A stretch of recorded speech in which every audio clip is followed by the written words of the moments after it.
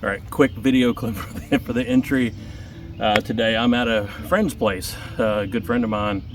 They're building a house and it's coming in, one that's going to be pulled in, and they've already had a couple graders here to finish some stuff. Last did a great job kind of really shaping stuff up, but the Clayton Homes, the company, said something else needs to be done. I think it's some more leveling where the house is going. I don't even know yet, but my friend needs it, so we're here and we're going to get it done. But made me think about on the way. I was praying on the way getting here, and I know a lot of friends and a lot of people, you go through building a house, whether it's from scratch or buying one that's getting pulled in and set up, whatever it is. That's an enormous stress on a family, on a couple, on a marriage. It takes a lot of coordination, a lot of communication, and there are a lot of decisions to be made together as a couple. And then there's dealing with things that go wrong during the build. And I got to tell you, building a house or something like this for a couple is one of those major stress blocks that really impacts a couple. And I think if you're in the midst of it, if you're getting ready to build a house and you're married, if a couple, better get prayed up before you start to have strength to get through the whole project. And a lot of guidance, the things that you say to one another, how you deal with all kinds of stuff. But I think my friend's pulling up right now. We're just going to be, the rest of this is tracking stuff, but we'll just go back to lean not on your own understanding getting through these projects. But here we go, he's here. All right, now we have the idea what we got to do today. White flags that you may be able to see in the video out there. That's where the house is going. And they can bring it in, they said, but it's going to cost them more because it's so unlevel, just more block buildup and so on. So we're going to regrade that part in there a little bit flatter. But what I'm going to do first with the grading bucket is scrape the top off. There's a bunch of just vegetation. It's still kind of on their roots. We're going to scrape that off the surface, get it out of over here in the debris pile, because you don't want to put that in the fill. It's going to rot. But then, hey, there's Dustin over there. Hello, Dustin. But we're setting up the laser setup. We'll show how that sets up here in a little bit. It doesn't have to be exactly level, but we're going to play with it a little bit and show him how to do some diagonal measurements to get this actually squared up, and the laser, and just be happy with it and have a good time with it. Well, we are at ground zero. We'll show the indicator again here a little bit. This is going to magnet mounted.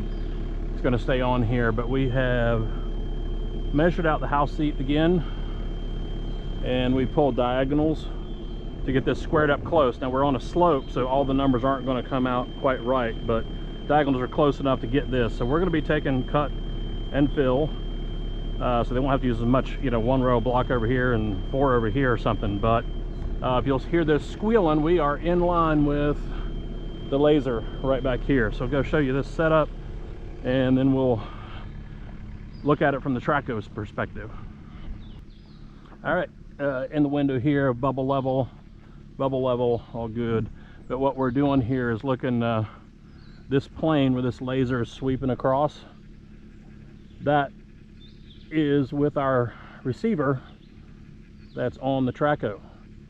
So that's just going to give us a flat plane across this land, and we just picked a center point where we're going to take the cut and fill from and move to the front. This doesn't have to be exactly level, but we're going to do it and do it close. It's better to be picky in the beginning, and then you can have a little bit of slop, but if you start sloppy, that doesn't usually end up good. So from the station here, you can see we're on the line. I just raised up, you'll see the blue telling me to go down. I'm gonna go slowly down. And now we are on the line below it. I have this set for about a 1/4 inch accuracy. You can go down to decimal inches and all kinds of stuff with it. But we're gonna be close enough for this. So that's telling me if I see this, I'm down. I'm not even close yet. Bringing it back up, up, up, up. A little bit more. And we're on. So I'm gonna get to work.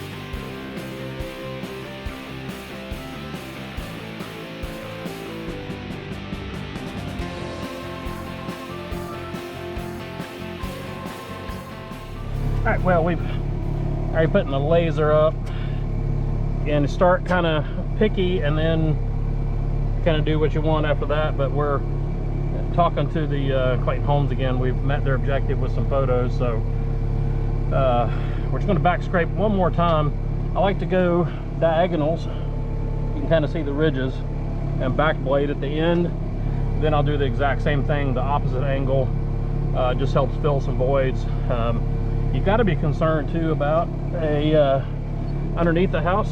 Once they put footers in, you still want some light swales underneath the house. What if you get a busted pipe or something like that that needs to really run to a point there? I think I may have already said that, but let me shut up and back blade, because we're getting tired.